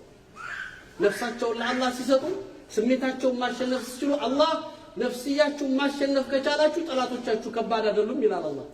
በነፍስያ ባሪያ ሆናችሁ ግን የጠላቶቻችሁ መጫወቻ እንጂ ማንንም ልታሸንፏቸው። ከስሜት ውጡ፣ ከስሜት ጽዱ። ይህን ስሜት ነው ውስጣችን ላይ ማሳደግና እንዲኖር ማድረግ ያለብን። በዚህ ስሜት ነው አላህ ጋር መገናኘት፣ ረመዳንን መቀበል፣ እኛም በመካከላችን ያለውን ትስስር የማስተካከል ስራ መስራት ያለብን። ይህንን ስሜት አስባችሁት በጋራ ለመስራት የተሻለ ነገር ለማምጣት እዚህ ካለው ጀማ እጥፍ የዚህ ጀማ አካል መሆን መቻል አለበት። ውጭ ያሉ ወንድሞቻችን እህቶቻችን ልናመጣቸው ግድ አለብን። ነገ ጧት አላህ ፊት ይጠይቁናል። እኛ እየተጣላን እነሱ መንገድ እየሳቱ፣ እኛ እየተጣላን ከሀቅ እየወጡ ነው። እኛ እየተጣላን ሰው እየከፈረ እኮ ነው። ማን ነው መልስ የሚሰጠው? ለአላህ። ያለንበት ተጨባጭ አሳፋሪ። በዚህ ስሜት ውስጥ ከቀጠለን ከባድ ነው። ይህን ስሜት መለወጥ አለብን፣ መቀየር አለብን። ስለዚህ ትልቅ ነገርን አስበን ትንሽ ነገሮችን እንተው። ለትልቅ ነገር መኖር እንፈልግና ከጥቃቅን ነገሮች እንውጣ። እንተራረም፣ እንተጋገዝ፣ እጅ ለእጅ ተያይዘን። መቼም ሁልጊዜ ሰው ብቻውን አልኢኽዋን አልኢንሳን ቀሊሉን ቢነፍሲ ከሲሩን ቢኢኽዋን ይላሉ ዑለማዎቹ። ሰው ብቻውን ቀላል ነው ይላሉ። ፈርድ ሲሆን ቀላል ነው፣ በወንድሞቹ ግን ብዙ ነው። ብዙ ስንሆን አብረን መጓዝ ስንችል፣ በጋራ መተሳሰር ስንችል ብዙ ነገር መፍጠር እንችላለን። ተጽዕኖም ጫናም ችግራችንን መቅረፍ እንችላለን። ግን በግል እንሄድ ካልን፣ ተበታትነን ተቆራርጠን እንሄድ ካልን የትም ቦታ ተጽዕኖ ማሳደር አንችልም። ያው እየደከምን እነሱም እኛን እየተጠቀሙብን ነው የሚያልፉ። ያ እንዳይሆን ከዛ ስሜት እንውጣና እንለወጥ። በዚህ መንፈስ ረመዳንን መቼም በትክክል የለውጥ ወር ነው ብለን ካሰብን ከረመዳን የበለጠ መለወጫ፣ ከረመዳን የበለጠ መቀየሪያ ጊዜም የለም። ረመዳን ትልቅ የለውጥ ወር ነው፣ ብዙ ማንነቶች የሚስተናገዱበት። ለዚያ ነው ከለውጥ ወርነቱ አልፎ ለኡመቱ ትልልቅ ድሎች የመጡት በረመዳን ነው እያልን ነው። የለውጥ ወር ነውና ይሄንን የለውጥ ጊዜ እኛ ማንነታችንን በመለወጥ ራሳችንን የተሻለ ነገር ለመፍጠር እናስብ። ከዛ ውጭ ግን ያው ትናንት እንደነገርኳችሁ 30 ሆነን አንድ ቀን ጾም ነው እንዳሉት ሰዎች ረመዳኑ ማዕናው ካልገባን እንትኑ ያልቃል። ማዕናው ከጠፋ ሰውየው ይባላል አንድ ሱዳን የገጠር ሰው ላሙ ታማበት ግብፃዊው ጋር እነዚህ ግብፅ ድንበርተኞቹና ሱዳኖቹ ይገበያዩ የለ። ግብጾቹ ያው ንቁ ናቸው ታውቃላችሁ። የግብፅ ፍጥነት እኮ ከባድ ነው። ግብጾች በጣም ሻጥሮች ናቸው። ያው እንትናቸው በጣም አቅላቸው ዘካ በጣም ኃይለኛ ነው። የግብጾች እንትን ይላሉ። ግብጾች ከፍጥነታቸው አንዱ ታክሲ ሹፌር በሆኑ አረቦችን ጭኖ ይሄዳል። ሳያቸው ኢምሬቶች መሰሉት። ምን እንቱ ምን መሬት አላቸው አይዋሉት። አው እናንተ ሆናችሁ ነው አውላ እንዴት አይነት ሰዎች ምናምን እያለ አሉ እንጂ እነዛ ሳኡዲ ዝፍቶች እንዲህ እያለ ሳኡዲዎቹ ላይ ይወርድባቸዋልና ሰዎቹ ሳኡዲዎች ናቸው። በጣም አበሳጭቷቸዋልና ልክ ሊወርዱ ሲሉ ቦታቸው ሲደርሱ ብር ሊከፍሉ ሲያወጡ አብሮ ፓስፖርቱን አወጣዋል። ሹፌሩ በመስተዋቱ ሲያየው የሳኡዲ ፓስፖርት አየ። አነ ኩንት አቁል ወይ ራይሃተ ነብይ አለ። እኔ እኮ እያልኩ ነበር ይሄ የነብዩ ሽታ ከየት ነው የሚሸተኝ እያልኩ ነው። ለካ እናንተ ሁላችሁ ማለት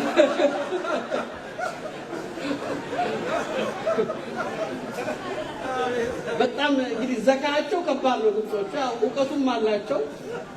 ሱዳኖቹ ደግሞ ያው ሱዳን ነገር ምስኪኖች ናቸው። ያው እንትኖቹ እና ይሄ ገበሬው ሱዳኑ ገበሬ ላሙ ታማበት ግራ ገብቶት ግብፃዊውን ያገኘዋልና ምን ላርግ ሲለው ስለተሳላለው ጾም ልትጾም ስለተሳል ኢንሻአላህ ከዳነች ልጾም ትሰማለህ አለው። መርሐባ አለ። 7 ቀን ነየተ 7 ቀን ሊጾም ንያውን ሞላለት አላህ ስለቱ ሞላለት። ላሟም ዳነች። እንግዲህ ስለቴን ልሙላ ብሎ ምንም አያውቅም። እሱ የተነገረውን ነው የሚያውቀው። መጾም ጀመረ። እየጾመ እያለ ልክ 7ኛው ቀን ላይ ላሟ ሞተች። በጣም ተበሳጨ። ምንም አያውቅም። የተነገረው ይሄ ነው። እጁ ወደ ሰማይ ከፍ አድርጎ ወላሂ ያ ረቢ ይሄንን 7 ቀን ከረመዳን ነው የምቀንሰው አለ። በምን ልያዝ ነው አለ። ላማሙታለች ወሙን ከረመዳን ነው የምቀንሰው አለ። ያው ረመዳን ካልገባን የጾም ምንነት ካልተረዳን እንዲህ ነው የምናስበው። በቃ ይሄው ነው መራብ መጠማት ነው ትርፉ።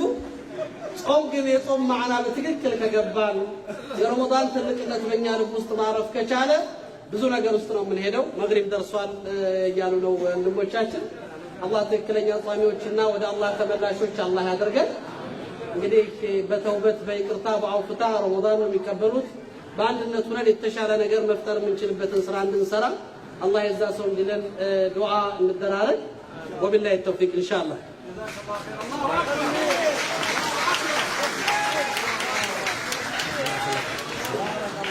ማሻአላህ ባረከላሁ ፊክ ኡስታዝ አቡበከር። ቅድም 5 ደቂቃ ሳይሞላው ብላችኋል። አሁን 10 ደቂቃ ሞልቶታል አይደል?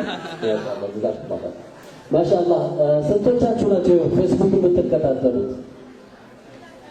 ማሻአላህ ሁላችንም የድምፅ ቅርጽ አሰባ። ማሻአላህ።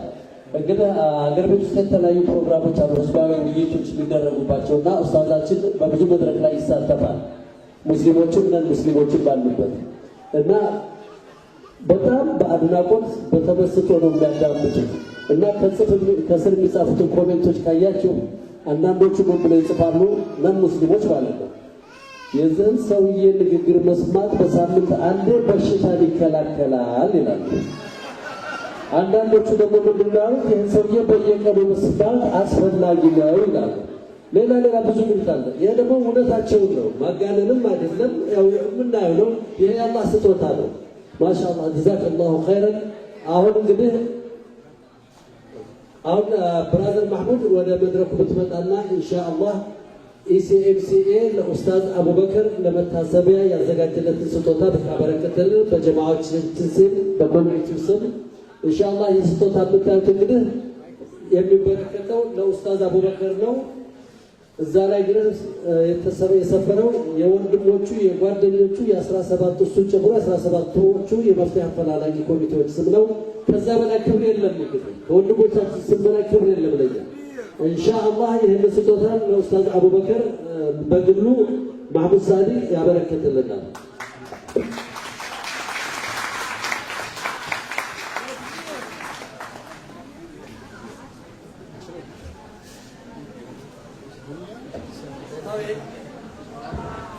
ስጦታው ይሄ ነው። ግን እንደምታዩት የ17ቱ ውድ ኮሚቴዎቻችን ስም ነው ያለበት።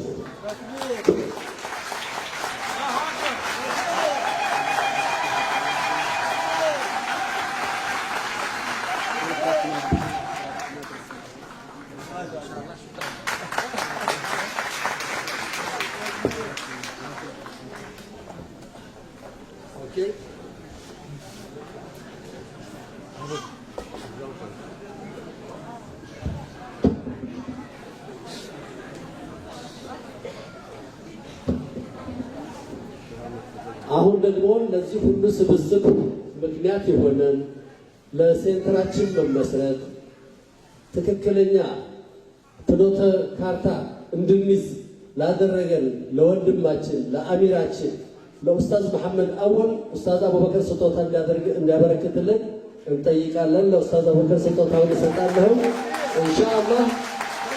ኡስታዝ መሐመድ አወል መሪ ብቻ አይደለም፣ መሪ ማለት ቪዥን ያለው መሪ ነው። ለዚህ ሁሉ ያበቃን ወንድማችን ነው። ኢንሻአላህ ከፍ ወደ ያለ ደረጃ ያደርሰናል።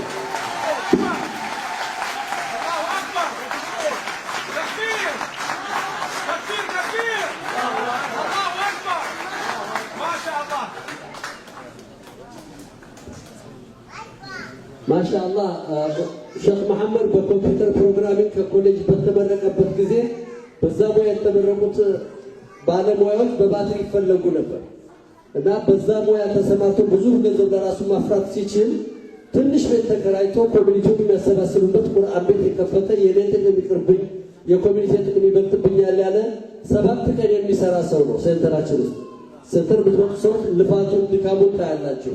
ኢንሻአላህ አላህ እድሜውን ጤናውን ይስጠው። ኢንሻአላህ ከሱ ደግሞ ብዙ የምንጠቀም ሰዎች አላህ ያድርገን። አሁን ደግሞ ወንድማችን አቡ መሐመድ አህመድ አብዶሽ በሐረሪ ኮሚኒቲ ስም ለኡስታዝ አቡበከር ስጦታ ያበረክትልናል።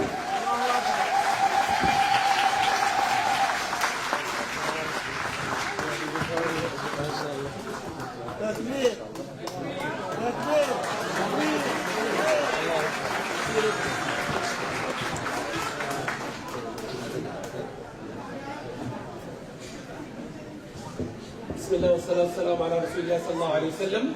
ትንሽ መልእክትም አለኝ። እግረ መንገዴ መቼም መድረኩ ላይ መውጣቴ ካልቀረ አንድ ነገር ብዬ መውጣት አለብኝ። አልሐምዱሊላህ ረብል ዓለሚን። አወለን አላህን እናመሰግናለን። አልሐምዱሊላህ ረብል ዓለሚን። ትናንትና የምናለቅሰው ዛሬ በደስታ ውሳዳችንም መካከላችን መግኘቱ አላሁ አክበር። አልሐምዱሊላህ ረብል ዓለሚን። እንደገና ወንድሞቼ እና እህቶቼ ይህንን ቀን ሌሊት ሰርተው ይህንን ይህንን ደስታ ከኛ ጋር ተካፍለው ደከመን ሳይሉ ይህንን ያዘጋጁልን ጀዛኩሙላሁ ኸይር ለማለት ፈልጋለሁ። እንዲሁም ለእኔ ወንድሞቼ እህቶቼ ሐረሪዎቹ ለኡስታድ ብለው ዛሬ ብዙ ነገር እያላቸው ያንን ጥለው ኡስታድ አቡበከርን ሳና ያንሄድም በደስታ በክፉ በደስታ ከሱ ጋር ያለ ነው። እኛ ሐረሪዎች ሙወሒዶች ከእናንተ ጋር ነው። በመጥፎም በደግም ኢንሻአላሁ ተዓላ እንዲሁ በዱንያ ያገናኘን አላህ ሱብሓነሁ ወተዓላ በጀነትም ይሰብስበን ብለው ዛሬ ደስታን ከኛ ጋር ለመካፈል መካከላችን በመገኘታችሁ ቴንክ ዩ ቬሪ ማች ጀዛኩሙላሁ ኸይር አለው። በስሜና በኢትዮጵያ ካናዲያን ሙስሊም ኮሚኒቲ እንኳን መጣችሁ ብዬ ጀዛኩሙላሁ ኸይር አለው። ሰላም አለይኩም ወራህመቱላሂ ወበረካቱሁ። ማሻአላህ ይህን ዝግጅት ላዘጋጁ ወንድሞችና እህቶች ላቀርብ የነበረው ምስጋና አህመድ አብዶሽ በቤተሰብ አቅርቦልኛል። እንግዲህ ከዛ የሚቀነስ ይሆናል። ኡስታዝ እንዳለው ከረመዳኑ ከዛ የሚቀነስ ይሆናል ኢንሻአላህ። መርሐባ ወንድም ናስር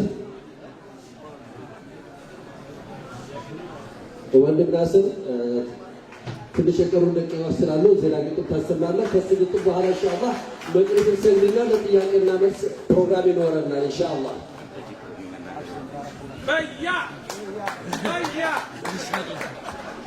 አሰላሙ አለይኩም ወራህመቱላሂ ወበረካቱሁ። ዛሬ በጣም እድለኛ ነኝ። ኡስታዝ አቡበከር በአካል ተገኝቶ እኛ ጋር እሱ ፊት ቆሜ ትንሽ መናገሩ ይከብዳል። ወላሂ ኡስታዝ አቡበከርን ድሮ ትግሉ ሳይጀመር በፊት ነው የማውቀው። ይሄም ፓልቶክ ላይ በሚያስተምረን ጊዜ እዛ ላይ በጣም ይመስጠኝ ነበር ትምህርቱ። እኔ ከማደንቀው ነገር የኡስታዝ አቡበከር ሲናገር እንዴት እንደሚመጣለት አይገባኝም። ብዙ ሰዎች ተናጋሪዎች ማሻአላህ አንድን ነገር ከኋላ አስከትሎ ለመናገር ትንሽ ያስባሉ፣ ያጠነጥናሉ። አንዳንድ ጊዜ አይታችሁ እንደሆነ ይላል። እንደዛ አይነት ነገር የለበትም። ማሻአላህ አላሁ አክበር ማሻአላህ። ኢንሻአላህ ዛሬ ግን እኔ በጣም አልተዘጋጀውም ለግጥሙ። ነገር ግን ምናልባት ካስፈለገ ብዬ የተወሰነች ግጥም ይዣለሁ። ምክንያቱም ፕሮግራሙ ላይ እንዳቀርብ አልተጠየኩም። ማለትም ፕሮግራሙ እንዳይጣበብ ትንሽ ክፍተት እንዳይኖር ተብሎ በዛ ምክንያት ይሆናል። እናም ኢንሻአላህ ብዙዎቹ ጠይቀውኛል። ክሊር ለማድረግ ነው የምፈልገው። ብዙዎቻችሁ ጠይቃችሁኛል ግጥም አታቀርቡም ወይ ዛሬ ብላችሁ። ግን ይሄ ሁኔታ ምንድነው እኔ እምቢ እንዳልኩ እንዳይመስል ከአእምሯችን ነፃ እናድርገው ለማለት ነው። የግጥሙ ርዕስ ሙስሊም ከራሱ ጋር። መጀመሪያ ከራሳችን ጋር መታረቅ አለብን አይደለም እንዴ? ከሌላው ጋር ከመታረቃችን በፊት ከራሳችን ጋር መጀመሪያ እንታረቅ። መልዕክቱ ይሄ ነው። ሙስሊም ከራሱ ጋር። ሙስሊሞች በሁሉም ስራ ተግባራቸው፣ በእንቅስቃሴና በአነጋገራቸው የሌሎች አርአያ ብሎም እንዲሆኑ የኛ እስልምና ይመክራል በጽኑ። በአለባበስና ከአመጋገብ ጭምር ከአነጋገርና የህይወት ምስጢር የቃል አጠቃቀም የቃል አጠቃቀም ትህትናን ጨምሮ ራሱን ሳይዘነጋ በኢማንም አምሮ ውጫዊ ገጽታ የውስጥ ማንነት ለውስጥ ማንነትም አለው ተገቢነት። ጥሪ በማድረግም ወደ አላህ ስብዕናው በጥሩ ግብረገብ ራሱን ሲገነባው ወደ አላህ በማሰብ በጥሩ ኢባዳ ነው። ንቁና ጥንቁቅ ነው ሙስሊም ከራሱ ጋር አካል አእምሮ በጥሩ የሚመክር ራሱን ሲንከባከብ ለሌላው ያስባለን፣ ለሁሉም ድርሻውን በፍትህ ይሰጣለን። ለአንዱ አድልቶ ሌላውን አይጎዳም። ቁርአንና ሐዲስ ያደርጋል መማሪያም። ይጾማል፣ ይሰግዳል፣ እውነት ይናገራል። በሚሰራው ስራ አላህን ይፈራል። አካልህ በሙሉ በአንተ ላይ መብት አለው። ወደ መጥፎ ስፍራ እግርህን አትምራው፣ ከመጥፎ እይታ አይንህን ገድበው። መላ አካላትህ እንድትቆጣጠር አላህ አንጎል ሰጠን እንድናገኛቸው። ሚዛናዊነትን ለማረጋገጥ ጊዜና ስፍራዎች ለራስህ ምረጥ። ጤነኛ ጠንካራ አካል እንዲኖርህ በአመጋገብም ሚዛናዊ ሆነህ ለሰውነትም የሚጠቅምን ብቻ ተመገብ። አታብዛ፣ አትሩም ስልቻ። ለመኖር መመገብ ቢያስፈልግም ቅሉ መምረጥ ብልህነት ሐራም ከሐላሉ ይመጠን በልኩ ይቅር ማባከኑ አላህን ይጠራል አባካኝ ሁሉ። እንደ መጥፎ ዕቃ ሆድን አታጭቀው። ጾም በመጣ ጊዜ ረሃብ አስተምረው። መገብ ጥሩ ነው ከፋፍለህ ተመገብ፣ ሐራሙን ሐላል ብሎም ሳደራረብ። ያለ ቅጥ መመገብ አካል ያበላሻል፣ በጤንነት ላይ ጉዳት ያስከትላል። ጤና ይነሳና በሽታን ያወርሳል፣ ከሰላት ዒባዳ ብሎም ያሳንፋል። አካል በጣም ከብዶ ውፍረትን ያመጣል፣ አዋካኝነትን አላህም ይጠላል። ብርታት ጥንካሬ እንዲኖር ለጤና ስፖርት በመስራትም ንቃት ፍጠርና አላህን አመስግን ጤናን ጠብቅና። በአለባበስም ዝርክርክ አትሁን፣ እስላም ንጽህና ገብቶህም መሆኑን። ሰላት የሚሰግድ አካሉ ንጹህ ነው፣ በዱዓ በዚክር ልቡንን የሚያጥበው። ገላን መታጠብም ለጁምዓ ሰላትም የአፍን ጠረንም ብሎም ማስወገድም የፊቅ ጠበብትም ይህን ይመክራሉ የአላህ መልእክተኛ እንዳሉት እያሉ እና አቡ ሁረይራ ያስተላልፋሉ። ንጹህ ይሁን ሁሌ ልብስህም ካልሲህም የተወደደ ነው በእስልምና ሽቶም። የንብረትህም ከሙሉ ሶስተኛው ሽቶ በመቀባት ብትሆንም ደስተኛ ረዲየላሁ ዐንሁ ማለታቸው በታሪክ ተወስቷል ባነጋገራቸው። የጥርስ ሐኪም መሄድ ቢያንስ በዓመት ውበት እንዲጨምር ፈገግ በማለት መፋቂያ መጠቀም ለጥርስ ንጽህና፣ ይህም ተገቢ ነው ስለሆነም ሱና። ማራኪም ይሆናል የትንፋሽህ ቃና። አሕመድና አቡ ዳውድ እንደዘገቡት አይሻ ረዲየላሁ ዐንሃ እንዳስተላለፉት ነቢዩ መሐመድ ከእንቅልፍም ሲነቁ ሁሌ ተግባራቸው ጥርስንም መፋቁ። ነቢዩ ማሉ በተከታዮቼ ላይ በአስከትል ችግር በየሰላቱ መፋቂያ እንዲጠቀሙ ባዘዝኳቸው ነበር። ሙስሊም ከራሱ ጋር ትግል ያካሂዳል፣ እስልምናም ሁሉም በጥብቅ ያስተምራል። በዕልም ቦታዎችም እንዲሁም መስጊድ በሁሉም ስፍራዎች ያደርጋል አደብ። ሽንኩርት የበላ ሰው ወደ መስጊድ አይሂድ፣ ከስድብ ይብሳል መጥፎ ሽታ ሲያውድ። በሐዲስ ዘገባው ነቢዩ እንዳሉት ነጭ ሽንኩርት ሆነ ቀይ የበላ ሽንኩርት መስጊድ አይቅረብ ብለው እንዳስተላለፉት ይረብሻልና መላኢኮችንም ነቢዩ ብለዋል ጠንቀቅ እንበልም። ንጹሕና ማራኪ ሙስሊም እንዲሆንም ከራሱ ጋር ይምከር ይወቅ ሐዲሱንም። የአላህ መልእክተኛ ሁሌም በባህሪያቸው ሁሌም ጥሩ ሽታ አቻ የሌላቸው የእኛ የሙስሊሞች አራያችን ናቸው። አጠር ባለ መልኩ ጸጉር ይስተካከል፣ ለአኺራ አይጠቅምም ፋሽንን መከተል። ጥሩ ሆኖ ይታይ በጥሩ ይፈጠር፣ እግር ኳስ ተጫዋች ዘፋኝ ሁሉ ሀገር። ራስህን ለመምሰል ሙስሊም መሆን መጣር ብልህነትም ነው የሚያስገኝም አጀር። ጺምህ ቢያድም ቅሉ ሱናውን ጠብቆ ማበጃጀት ያሻል አይሁን ተዘብራርቆ። አታጭምብረው አትምሰል ሰይጣን፣ ገጽታ ውበትን ያግኝ ትኩረትን። ትንሽ ቀረም ይቀጥል።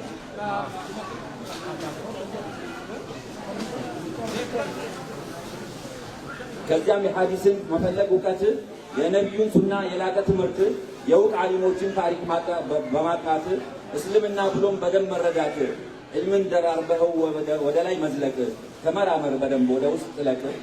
የአረብኛ ቋንቋን ብሎም መረዳት እውቀት ከፋች ነው ቋንቋውን ማጥናት። በማንኛውም መስክ በሙያ ተግባር ወንድም እህት እርዳ ከልብህም ጣር። በተመለከተ ሙያህ የሥራህን ማንበቡን አትርሳ፣ ግለጠው ዓይንህን። እውቀት መፈለግም በእኛ በእስልምና የአሁን ዘመን አይደል የቆየ ነውና አጎናጽፍ ሙያህን በእውቀት በተሞላ አትስነፍ ለራስህ ኑሮህ እንዳይላላ። ባለህ ሙያ ብቻ ውስን ሳትሆንም ሌሎች ነገሮችን በመመራመርም ባዕድ ቋንቋዎችን አመለካከትን ለማጥናት መሞከር አርገህን ግንዛቤን ንቁና ብልህ ሁን ለማምጣት እድገትን። ይህም ቋንቋ ማወቅ በጣም ይጠቅመናል፣ ከዓለም ሕዝቦች ጋርም ያስተሳስረናል። የሕዝቦችን ታሪክ ባህሎችን ተረዳ፣ ይጠቅማል እንጂ በፍጹም አይጎዳ። ይህ ሁሉ ሲሆንም ዒባዳን አትርሳ፣ የአላህ ባሪያዎች ነን እንዲሁም ደረሳ። ትኩረት ስጥ ወንድሜ ደግሞ ለዒባዳ፣ ሰይጣን አይወስውስህ፣ ልብህ አይጎዳ።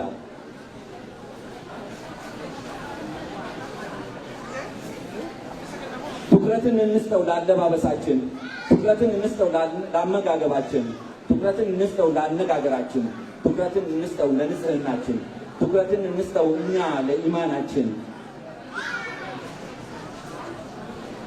ትኩረትን እንስጠው እኛ ለእውቀታችን፣ ትኩረትን እንስጠው ለአኗኗራችን፣ ትኩረትን እንስጠው ለመዋደዳችን፣ ትኩረትን እንስጠው እኛ ለዲናችን፣ ትኩረትን እንስጠው እኛ ለዲናችን፣ ትኩረትን እንስጠው ብሎም ለራሳችን። ትኩረት ያስፈልጋል ለእንቅስቃሴያችን፣ ትኩረትና እኛ ለዓላማችን።